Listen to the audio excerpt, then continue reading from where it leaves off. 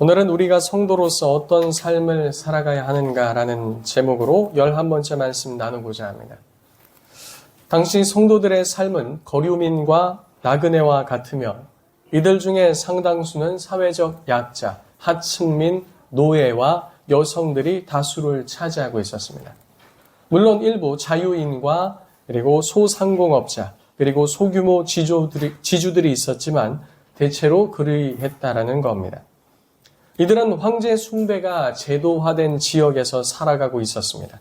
그렇게 별다른 잘못이 없어도 예수님을 믿는다는 이유만으로 엄밀히 말하면 황제 숭배와 우상 숭배에 참여하지 않는다는 이유로 사회적 소외와 압박을 당했습니다.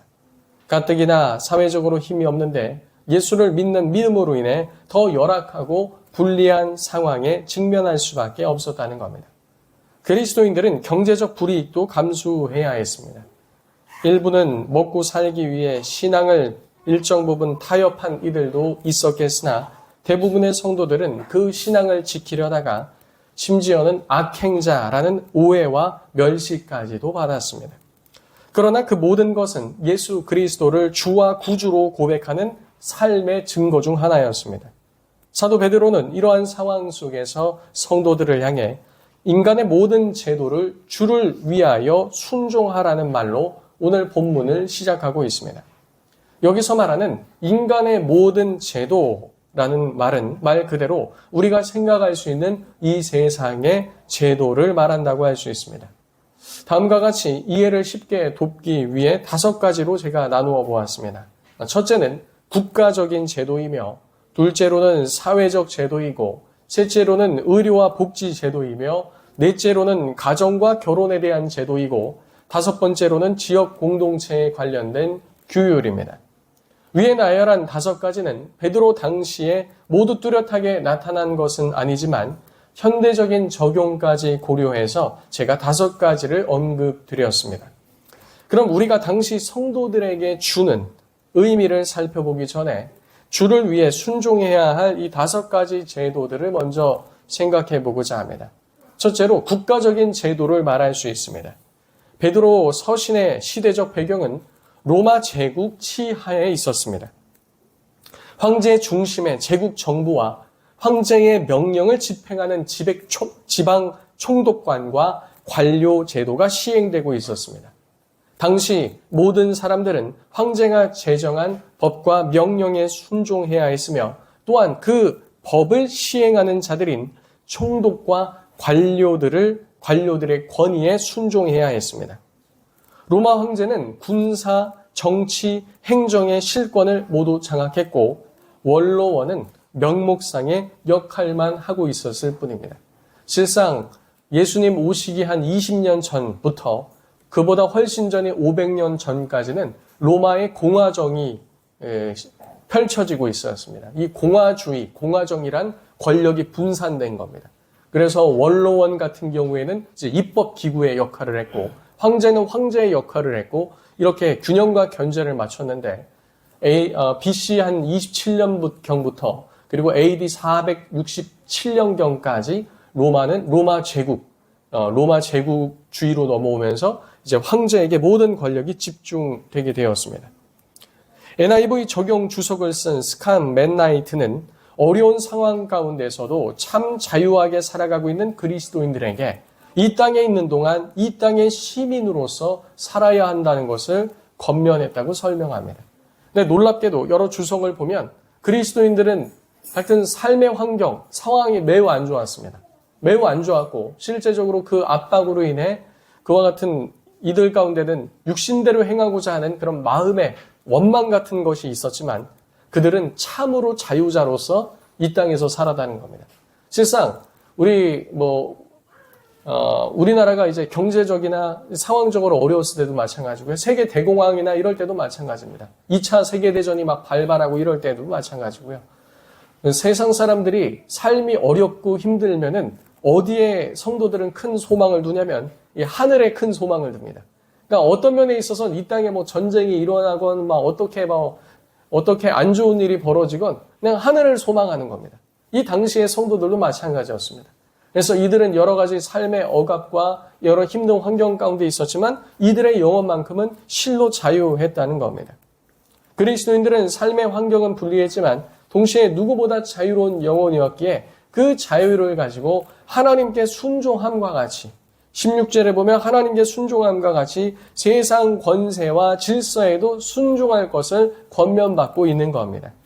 제도가 주를 대적하는 것을 제외하곤 그들은 선량한 시민으로서 그리스도인들은 모든 제도를 주를 위해서 따라가며 순종해야 했습니다. 그들이 가진 자유를 가지고 하나님의 종인 것처럼 또한 세상 권세에도 순종하는 종으로서 살아야 했던 것이죠. 따라서 이 본문이 말하는 것은 그리스도인으로서 세상 가운데 선량하게 살아가며 삶으로 그들의 신앙을 증거할 뿐만 아니라 불이익과 오해를 믿음으로 감내하라는 겁니다. 성도들은 무엇과 무엇을 감내하라고요? 불이익과 오해를 감내하라는 겁니다. 이 당신의 아까 말했던 것과 같이 권력이 황제에게 독점적으로 중앙 집중화되어 있었습니다. 황제가 꼭 법이었어요. 그리고 인권 같은 경우에는 지금과 같지도 않았죠. 권리도 지금과 같지 않았습니다. 그들이 로마 시민이었어도 쉽지는 않았을 겁니다. 근데 더구나 로마 시민도 아닌 이와 같은 상황 속에서 여러 가지 불이익과 오해를 감내하라는 겁니다. 이 부분을 오늘날로 확장해서 생각해 보았으면 합니다. 오늘날에는 과거와는 조금 다르죠. 오늘날은 권력이 분립되어 있는 공화주의가 펼쳐지고 있습니다. 삼권 분립 체제를 갖추고 있죠.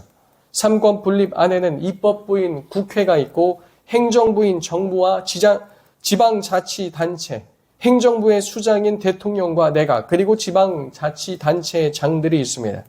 마지막으로 사법부인 법원과 판사들이 권력을 나눠서 서로 균형과 견제를 이루고 있는 모습을 갖고 있죠. 국회를 먼저 생각해 볼 때 국회는 법을 제정하는 권위를 가지고 있습니다. 성도들은 그 법이 하나님을 정면으로 대적하지 않는 한 개인적인 선호와 상관없이 존중하고 순종해야 한다는 겁니다. 동시에 성도는 일반 국민으로서 국회의원을 선출할 권한과 그리고 입법 활동을 감시할 수 있는 책임이 있습니다. 성도는 단순히 법에 순종하는 데서 멈추지 않고 기도와 투표, 책임 있는 참여를 통해 하나님을 대적하지 않는 선한 법을 책임 있게 세워갈 그런 의무가 있다는 겁니다. 그러니까 일단 법이 제정되었으면 그 법이 내가 원하든 원치 않든 성도는 어떻게 해야 돼요? 그것을 따라야 한다는 거예요. 그러니까 이 법이 하나님을 직접 대적하는 법은 따를 필요가 없어요. 막 예를 들어서 그 법으로 인해 우리가 감옥을 갇힌다 할지라도 우리는 그 법을 따를 필요가 없습니다. 하나님의 통치를 받기 때문에 그렇죠. 근데 이 법을 내가 선호하건 선호하지 않건 하나님을 대적하지 않는 법이라면 성도들은 어떻게 해야 된다고요? 그 법에 따라야 한다는 겁니다. 순종해야 된다는 거예요. 근데 과거와 달리 오늘날에는 우리는 좀 더 많은 국민들과 성도들에게 권한이 있습니다. 그 사람들을 입법 활동을 하는 사람들을 선출할 수가 있어요. 그래서 그 사람들이 어떤 성향을 가지고 어떤 데 관심을 가지고 있으며 이 사람들이 진짜 나라를 유익하게 하고 교회를 유익하게 할 그런 법안을 만들 수 있는 사람인가? 우리는 이것을 보고 투표를 할 수 있습니다. 또 입법 활동을 감시할 수가 있어요. 그냥 국회의원들이 아무렇게나 법을 제정할 수 있는 게 아닙니다. 법을 제정하기 전에 입법 예고를 하는 겁니다. 발의를 해요. 발의. 법안 발의를 하면요. 15일인가 20일인가 주어지는데 국민청원을 통해 5만 명이 달성되면은 그 법을 누락시킬 수가 있습니다. 그래서 현재 교계에서도 활발하게 활동하는 게 바로 그런 입법 활동을 막는 거예요. 이런 것들이 발의가 되면은 국민청원을 통해서 이 법안 발의되지 않게 해 주십시오. 그러면 법안이 자동 폐기되는 등 이런 활동을 할 수 있는 겁니다. 요즘에 매우 문제가 되고 있는 법이 있죠. 그것은 동성혼으로 가는 길목에 있는 생활동반자법, 용해인 의원이 발의했습니다. 생활동반자법은 항상 외국에 있어서 동성혼이 통과되기 직전에 통과됐던 법입니다. 이거는 말 그대로 동거인에게 실제 부부와 같이 법적 권리를 주자는 겁니다. 생활동반자, 동거인. 그렇다면 문제가 뭐냐? 문제가 뭘까요? 남자, 여자인 그와 같은 동거인들에게도 실제로 가족과 같은 법적인 권한을 부여한다는 겁니다. 이게 통과되면 그 다음엔 차별금지법하고 동성혼 가는 겁니다. 해외에는 늘 그렇게 했어요. 그리고 또 약물낙태, 지금 약물낙태 관련된 입법이 되어 있습니다. 또 이뿐만 아니죠. 이것과 관련돼서 무제한적인 낙태를 허용하자라는 것을 남인순 의원과 이수진 의원이 발의해 놓은 상태입니다. 그리고 차별금지법이 있습니다. 이런 것들은 그리스도인들이 목소리를 내면서 적극적으로 막아야 할 입법입니다.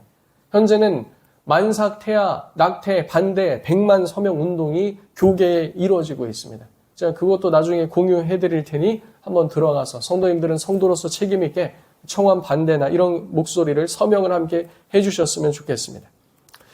기타 종교의 자유 침해할 수 있는 소지가 있는 법들을 제외한다면 우리는 다른 법들에 있어서는 우리의 그런 개인의 양심에 따라 우리에게 주어진 권한을 사용하며 그리고 제정된 법은 우리는 충실하게 따라야 될 그런 책임이 있습니다. 또 행정부는 제정된 법을 집행하는 권한을 가지고 있습니다. 그러므로 성도들은 행정 절차를 준수하고 군 복무, 그리고 교통 질서와 복지와 의료, 세금 납부 등 공익을 위한 명령에도 순종해야 합니다. 이 순종은 대통령 개인에게 충성하는 것이 아니라 하나님께서 세우신 행정 질서를 주를 위해서 존중하는 겁니다. 칼빈도 그렇게 얘기했어요. 어느 왕이든 어느 권세든 심지어 그가 악한 왕이나 악한 권세자라 할지라도 없는 것보다는 낫다라고 얘기하며 그 질서 가운데 순종하라고 얘기합니다. 그 권세가 교회를 직접 대항하지 않는 한 우리는 권세에 순종해야 한다는 것이 우리 개혁파의 입장입니다. 다만 그 명령이 하나님의 말씀과 정면으로 거스르는 경우에는 예외가 될 수 있습니다. 사법부는 법원과 판사들로 이루어져 있으며 법을 해석하고 판결할 수 있는 권위를 가지고 있습니다. 성도들은 재판 절차와 판결을 존중하고 합법적인 판결에 순종해야 합니다. 절차상 하자가 없다면 내 마음에 들지 않아도 그것을 인정해야 하는 것이죠.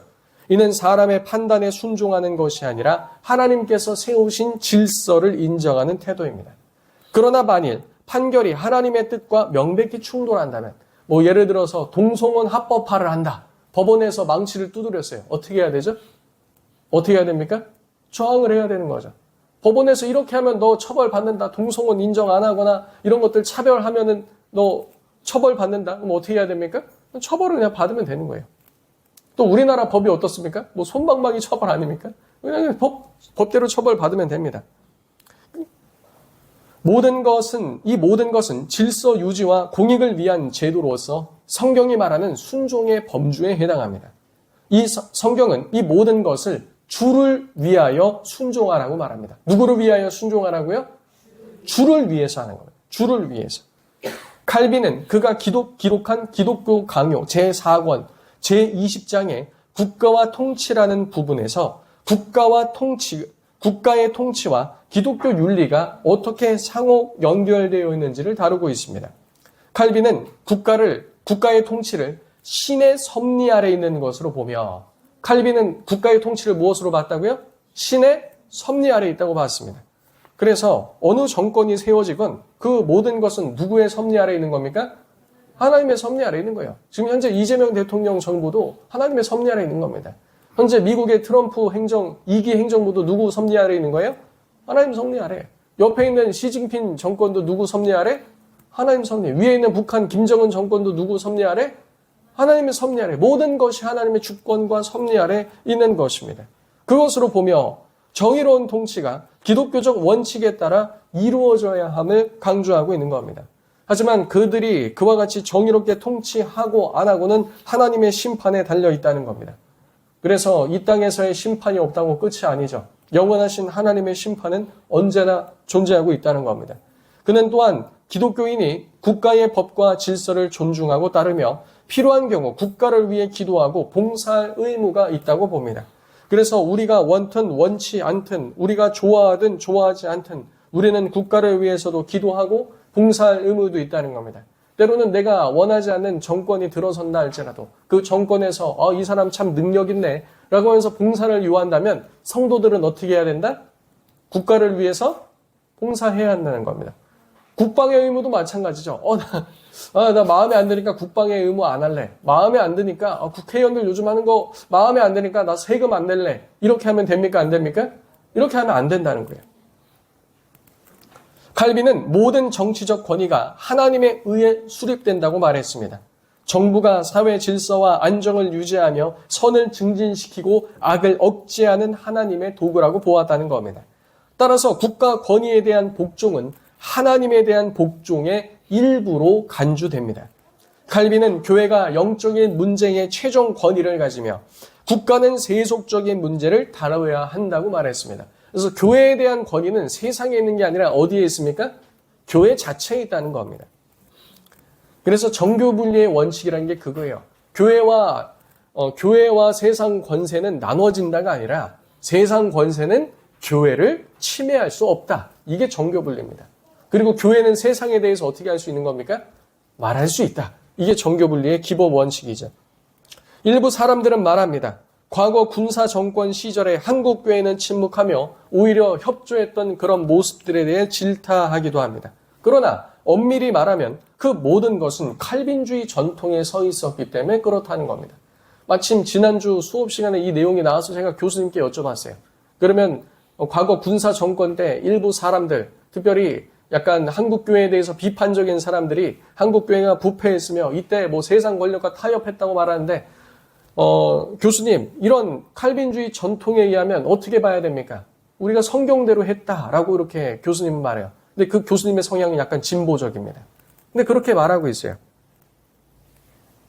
왜냐하면 군사정권 시절 한국교회는 주로 초기 칼빈이 주장했던 국가를 향해서 겸허한 청원에 머물러 있었기 때문입니다. 국가가 문제가 있으면 겸허한 청원. 요즘은 좀 이제 강력한 청원 이 정도로 나갔는데 이제 겸허한 청원을 했다는 거죠. 그리고 특별히 칼빈 시대에도 왕이 그렇게 그리스도인들에게 호락호락하지 않았습니다. 그리스도인들에게 친절하지 않았어요. 그럼에도 불구하고 칼빈은 이 기독교 강요를 써서 왕에게 헌정합니다. 왕이요, 이거 보십시오. 우리는 이런 사람들입니다. 라고 이렇게 헌정했던 거예요.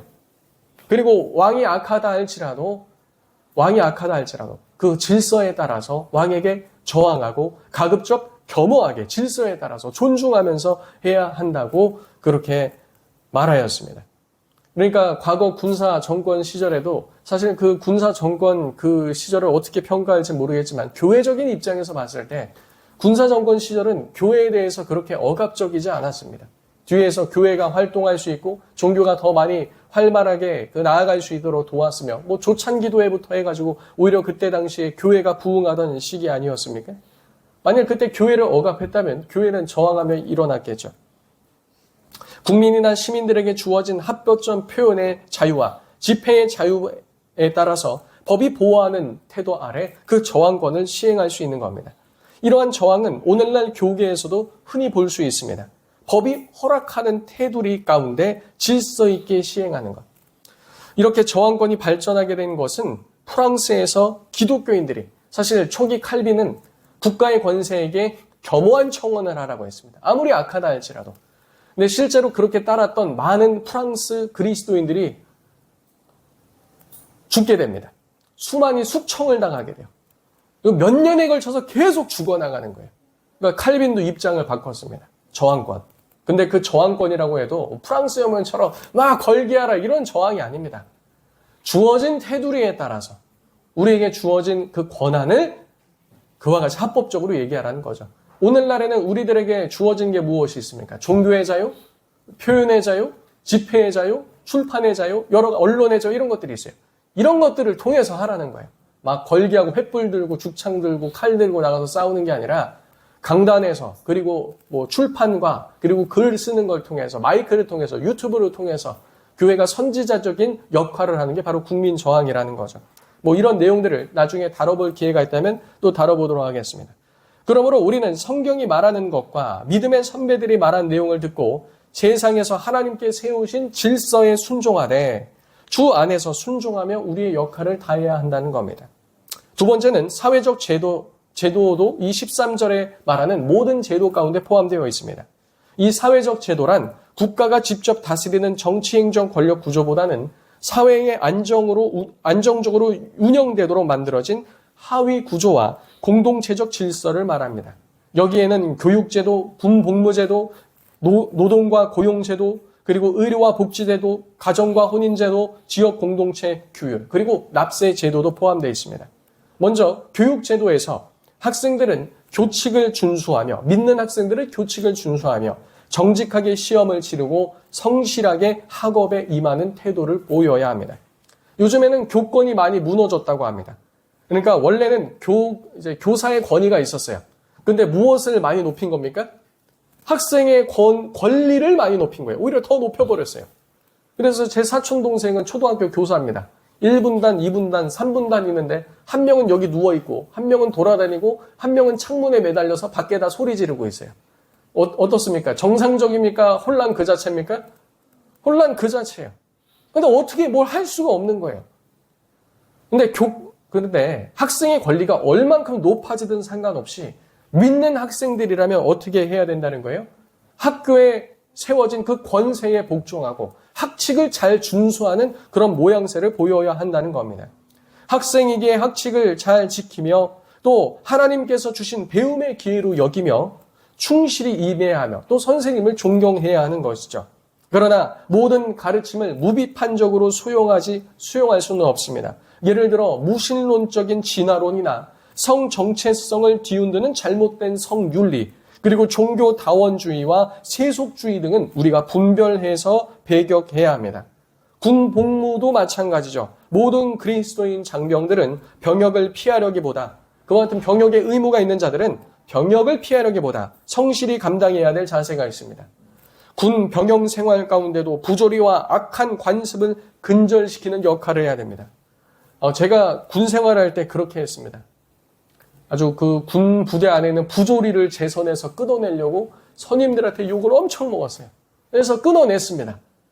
근데 후임들은 그 부조리 없는 걸 다 누린 다음에 자기들이 이제 말년이 되니까 그걸 또 부활시키는 거예요. 그래서 제가 후반부에는 제 후임들인 그 선임 상병장들하고 싸웠습니다. 근데 결국은 이걸 잘 마무리해냈어요. 우리는 이런 모습들이 필요하다는 겁니다. 그럼에도 군 기강을 존중하고 해이가 일어나지 않도록 해야 됩니다. 나라를 지키는 일은 곧 내 이웃을 내 자신같이 사랑하라는 말씀의 구체적인 실천으로도 볼 수 있는 거죠. 군인들이 나라를 잘 지킴으로 그 안에 살고 있는 국민들은 어떻게 지낼 수 있는 겁니까? 안전하게 지낼 수 있는 겁니다. 또한 노동 고용 제도 안에서 고용주는 근로계약을 지키고 근로자도 회사의 규정을 존중하고 정해진 시간 안에 충실하게 일해야 하는 것이죠. 요즘은 소위 시간만 때우는 그런 것도 루팡이라고 하던데, 루팡. 네, 그냥 쉽게 그 안에서 시간만 때우다 그냥 돈만 받아온다 이런 겁니다. 그러면서 지혜로운 게 아니라 그거는 우리 그리스도인은 지향해야 될 모습이죠. 이때 나의 유익보다 고용주와 기관의 유익을 먼저 생각하고 무엇보다 사람에게 하듯 하지 말고 골로새서 3장 23절에는 누구에게 하듯 하라고 말합니까? 죽게 하듯 하라고 말하고 있습니다. 우리는 그 말씀을 기억해야 됩니다. 세상은 받은 만큼만 일하자고 말합니다.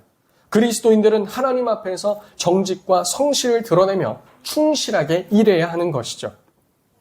다만 계약에 벗어난 그런 합리적 요구가 있을 때는 상호 존중과 공정한 보상이 필요합니다. 또 납세 제도가 있습니다. 예수님께서도 가이사의 것은 누구에게? 가이사에게. 하나님의 것은 하나님에게 바치라고 하셨습니다. 성도는 세금 납부가 국가 공동체의 질서를 위한 중요한 의무로 여기며 성실히 감당해야 합니다. 지난주 금요일에 제가 부평에 있는 한 학원 원장님, 크게 학원을 운영하는 원장님을 만날 일이 있어서 만났습니다. 근데 최근에 이 세금과 기존에 하지 않았던 이 직원들에 대한 4대 보험 확장 등 여러 가지 것들을 국가에서 요구해서 학원들이 운영하기가 참 힘든 상황이라고 말합니다. 그래서 이전까지는 학원장들이 모이면 어떻게 학원을 잘 운영해야 되는가에 대한 세미나나 그런 회의들이 있었다면 최근에는 절세와 관련된 회의와 세미나들이 많이 열린다고 합니다. 그러니까 너무 힘들다. 세금이 너무 높다.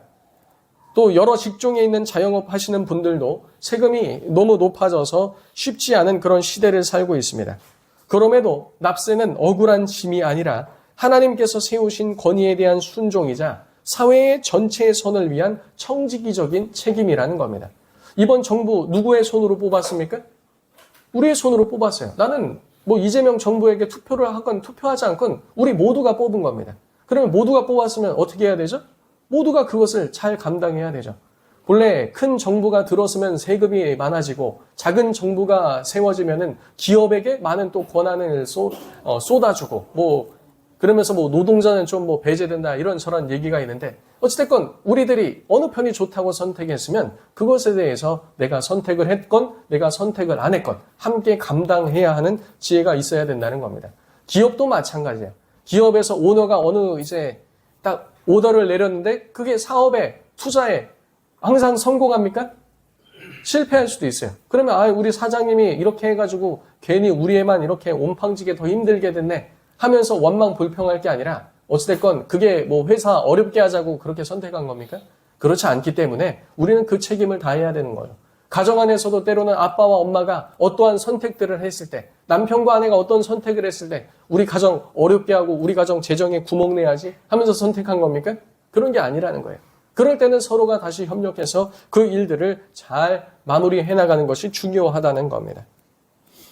셋째로 의료와 복지 제도에 대한 우리의 태도가 있습니다. 우리는 하나님께서 주신 이 제도를 존중하며 건강보험료를 성실하게 납부해야 합니다. 또한 의료와 기타 복지 제도를 이용할 때 정직하게 해야 하며 불필요한 남용과 부당한 청구를 하면 안 된다는 겁니다. 이러한 제도는 사회적 약자를 돕기 위해 마련된 공적인 장치이므로 성도는 이를 악용하지 않고 감사와 청지기적인 정신으로 이런 것들을 받아야 한다는 거죠. 넷째로 우리는 가정과 결혼 제도 안에서 그리스도인의 모습을 보여야 합니다. 성경적 결혼관을 지키며 결혼은 한 남자와 한 여자의 연합임을 굳건히 붙들어야 합니다. 세상은 동성혼, 동거, 그리고 생활 동반자법 등으로 창조 질서에 따른 결혼 제도를 무너뜨리고자 하나 혹은 느슨하게 만들고자 하나 교회와 성도는 반드시 성경적 결혼관을 지켜야 됩니다. 요즘 청년들 가운데 동거에 대한 문화가 아주 확산되어 있어요. 80% 정도가 동거에 찬성한다고 합니다. 그리고 부모 세대들 중에 믿는 자들 가운데서도 이렇게 얘기해요. 요즘은 결혼 혼수로 애기도 데리고 오지 이런 얘기를 해요. 그러니까 혼전 임신을 그와 같이 조장하는 듯한 발언을 한다는 겁니다. 우리는 이런 것에 동의할 수 있습니까? 없습니까? 없어요. 네. 근데 저는 직접 들었습니다. 이전 교회에 있을 때 어느 권사님이 요즘 애기도 혼수로 해온다는데 그 말이 나온 즉시 7일을 해야 돼요, 본래. 교회의 거룩성을 해치는 겁니다. 뭐가 대단하다고 그렇게 자랑처럼 말하는 겁니까? 결혼을 하는 건 잘한 겁니다. 그렇게 해서 헤어지거나 버리지 않고 결혼을 한 건 잘한 거지만 그것이 바로 죄로부터 출발했기 때문에 그 죄 문제는 하나님 앞에 다루고 넘어가야 될 일이라는 거죠. 근데 이런 일들이 공공연히 나타나고 있는 이런 세상입니다. 또한 세상은 무조건적인 평등을 주장하나 가정 안에서 하나님은 질서를 세우셨습니다. 그래서 아내의 머리는 누구입니까? 남편이요. 남편의 머리는 그리스도요. 그리스도의 머리는 하나님이시라라고 말하고 있어요. 그래서 아내는 남편을 존경하고 남편은 죽기까지 아내를 사랑하고 또한 자녀들을 그와 같이 사랑함을 통해서 질서를 세워야 되는 거죠. 요즘 또 보면은 자녀 양육할 때 친구와 같은 부모 그런 건 세상에 존재하지 않습니다. 부모는 부모이고 자녀는 자녀인 거죠. 에베소서와 골로새서의 가르침에 따르면 남편은 아내를 사랑하고 남편은 아내를 죽기까지 사랑하고 아내는 남편을 존경하며 자녀는 부모를 공경하고 부모는 자녀를 사랑해야 합니다. 이는 단순히 가정의 평화를 위한 것이 아니라 그리스도와 교회와의 관계를 드러내는 신앙적 증거라는 겁니다. 다섯 번째로 우리는 지역 공동체의 규율도 잘 지켜야 됩니다. 아파트 관리 규약을 예를 들면은 아파트 안에서 분리수거와 재활용에 관련된 규정, 공용 공간 사용에 대한 규칙을 우리는 성실하게 지켜야 되며 주차 질서, 층간 소음, 반려동물 관리 등 일상적인 생활 규칙도 충실하게 이행해야 합니다. 이것은 단순히 사회 규칙을 준수하는 것이 아니라 예수님께서 말씀하신 내 이웃을 내 자신과 같이 사랑하라는 명령의 실천 구체적인 모습이라고 할 수 있습니다. 작은 생활 규율 하나에도 이웃을 배려하는 마음으로 순종할 때 그 안에서 우리가 그리스도인됨이 나타난다는 겁니다. 아파트에서 사람들 마주치고 이웃 간에 마주치면 어떻게 해야 됩니까? 인사하면 돼요. 모르는 사람이어도 내가 인사하기 시작하면 상대도 어떻게 하기 시작해요? 인사하기 시작해요. 그렇게 하면서 우리는 지내야 한다는 거죠. 이처럼 우리는 인간의 모든 제도를 주를 위해서 순종하는 데 사용해야 한다는 겁니다. 하나님께서는 그리스도인들이 불신자들이나 도덕적으로 바르지 아니한 인간의 권위들에 대해서도 순종하기를 기대하십니다. 세상에는 항상 좋은 권위자만 있는 것이 아닙니다. 때로는 그렇지 못한 권세와 위정자들도 있습니다. 예수님께서도 그 당시 종교 지도자들의 위치와 그들의 권세를 무시하시지 않았습니다. 다만 그들이 하나님의 뜻에 반하여 잘못하는 것에 있어서는 맹렬하게 비난하셨죠. 빌라도의 권세 아래에서도 끌려가셔서 고난을 받으셨고 십자가에 달려 죽으셨습니다. 우리는 다 이해하지 못하지만 하나님은 때론 악한 권세자들의 손을 통해서도 자신의 뜻을 이루어 가신다는 겁니다. 그리스도께서 이미 그 본을 우리에게 보여주셨기에 우리도 그리해야 한다는 거죠. 그러므로 우리는 선한 통치자뿐만 아니라 악한 통치자의 권세 아래에도 놓일 수 있으며 그 모든 것도 하나님의 자신의 선한 뜻의 사용 가운데 있음을 믿고 우리는 순종하며 나아가야 합니다. 사도 베드로는 16절에 말합니다. 우리의 자유를 가지고 참된 자유를 누리는 하나님의 종같이 행하라고 말하죠. 우리가 가진 자유는 방종을 위해서가 아니기에 우리는 그 자유의 방식을 가지고 17절과 같이 해야 됩니다. 17절을 보시면 먼저 우리는 우리가 가진 자유를 가지고 세상의 질서 가운데 모든 이들에 대해서 무사람에 대해서 공경하라고 말합니다. 이거 존중하라는 겁니다. 당시 사람들이 그리스도인들에 대해서 어떻게 대했는지를 생각해 보십시오. 그들이 황제 숭배와 그 당시 수호신 그 숭배에 참여하지 않았다는 이유로 악행자라고 몰며 그 그리스도인들을 어렵게 만들었습니다. 그럼에도 불구하고 그리스도인들은 어떻게 하라고요? 이 세상 제도 가운데 살고 있는 거예요. 황제 숭배와 그 제도 가운데 살고 있는 겁니다. 어렵지만 그 무사람들을 어떻게 하라? 무사람들을 존중하라는 겁니다. 그들이 악을 대한다고 악으로 갚지 말고 존중해 주라고 하는 거예요. 악행자라고 말한다고 악행자라고 되받아치지 말고 선을 행하라는 겁니다. 그렇게 했을 때 무엇이 나오는가? 15절이 나오는 겁니다. 곧 선행으로 어리석은 사람들의 무식한 말을 막으시는 것이라. 그들이 그렇게 행한다고 그리스도인이 그렇게 행하는 것이 아니라 선을 행한다면 그들이 스스로가 얼마나 무지한지를 드러내는 것이며 하나님께서 그들의 양심을 자극하셔서 어떻게 하는 겁니까? 내가 진짜 그들은 선량한 사람들인데 단지 이렇게 참여 안 한다는 이유로 이렇게 해서 되는가? 이렇게 해서 그들의 입을 막으시겠다는 겁니다. 너희는 그렇게 하라는 겁니다. 다음으로는 형제를 사랑하라고 말합니다. 이 명령은 교회 공동체를 향한 것이죠. 교회에도 권세가 있고 질서가 있습니다. 서로 사랑하며 섬기라는 것입니다. 그 다음으로는 절대적인 태도로서 하나님을 두려워하라고 말합니다. 실제적으로 두려워할 이는 오직 하늘에 계신 하나님뿐임을 성경은 강조하고 있는 겁니다. 이 세상의 모든 제도와 질서가 주를 위해 있으며 주께 순종하는 방식으로 나아가야 함을 보여주는 겁니다. 그리고 여기까지가 이제 클라이막스입니다. 보십시오. 무사람, 그리고 형제 사랑하라, 그리고 하나님을 두려워하라. 그 다음에 이렇게 꺾여서 내려가요. 이게 한국말 성경으로 보면 잘 안 보이지만 원어와 문맥으로 보면은 무사람부터 시작해서 하나님께 클라이막스로 올라갔다가 왕에선 다시 꺾이는 모습을 보입니다. 마지막으로 왕을 존대하라고 말하죠. 여기서 존대하다라는 단어는 무사람을 공경하라와 같은 단어로 되어 있습니다. 사도 베드로는 의도적으로 문학적이고 수사적인 기법을 통해 최고의 강조점에서 하나님을 두려워하는 것에 두며 그 다음 왕에 대한 존중은 그보다 훨씬 낮은 위치에 무사람들과 함께 뒀다는 겁니다. 즉 왕을 존중하라는 명령도 중요하지만 무사람을 존중함 가운데 같이 하라는 겁니다. 이로써 왕의 위치를 상대화시키고 그러니까 절대화시키는 게 아니라 하나님을 절대화시키고 왕을 상대화시키는 거예요. 또 궁극적인 권위는 하나님께 있다는 메시지를 여기서 두드러지게 드러내는 겁니다. 사도 베드로는 당시 절대적인 권력처럼 보이는 로마 황제 그리고 그 제도에 대해서 존중하지만 이렇게 쓴 표현 그 이유가 있습니다. 지금까지 그리스도인들에 대해서 호의적이지 않은 권세였지만 그 권세는 하나님 나라 입장에서 보았을 때 어떻지 않다는 겁니까? 영원하지 않다는 겁니다. 어떻지 않다고요? 영원하지 않다. 지금 있는 세상 권세들도 마찬가지예요. 이 세상 권세 중에 영원한 게 있습니까? 없습니다. 세상에 여러 이제 위정자들 영원하지 않아요. 임기가 있습니다. 어떤 건 2년, 어떤 건 3년, 어떤 건 5년, 어떤 건 6년 이렇게 임기들이 있어요. 영원하지 않음을 알아야 한다는 겁니다. 그러므로 성도들은 이 땅에 사는 동안 모든 권세를 존중하되 그것이 잠시 주어진 권세라는 것도 기억해야 합니다. 오직 하나님과 그의 나라만 영원하기 때문에 그렇습니다. 사랑하는 성도님들, 사도 베드로는 모든 권세가 영원할 것처럼 보이지만 결국 하나님 앞에서는 잠깐뿐임을 말해주고 있는 겁니다. 그러므로 우리는 이 세상에 살 동안 영원한 하나님의 백성들로서 이 세상이 영원하지 않음을 알며 이 세상에 두려워할 뿐인 하나님 한 분밖에 없음을 알며 그러나 동시에 우리는 이 땅을 살아가고 있기 때문에 무슨 권세를 존중하고요? 이 세상 질서 가운데 하나님께서 세우신 권세를 존중하며 나아가야 할 줄로 믿습니다. 그러므로 우리가 사는 동안 하나님의 백성답게 살아야 됩니다.